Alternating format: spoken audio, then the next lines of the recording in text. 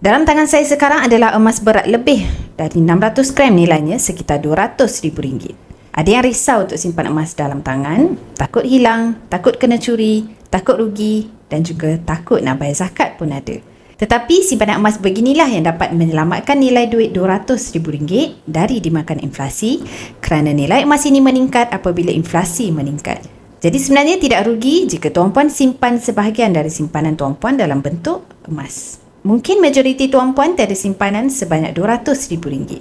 Sebab itu Public Gold memperkenalkan akaun emas Cap Public Gold ataupun Gold Accumulation Program, di mana tuan-puan boleh menabung emas sikit-sikit mengikut bajet tuan-puan. Cukup sahaja gram dalam akaun, tuan-puan boleh keluarkan emas fizikal mengikut saiz yang tuan-puan mahu. Dan pastikan juga tuan-puan tetapkan matlamat simpanan terlebih dahulu untuk memudahkan tuan-puan lebih fokus menyimpan. Contohnya, tuan-puan boleh letakkan matlamat 1 kilogram emas untuk satu keluarga.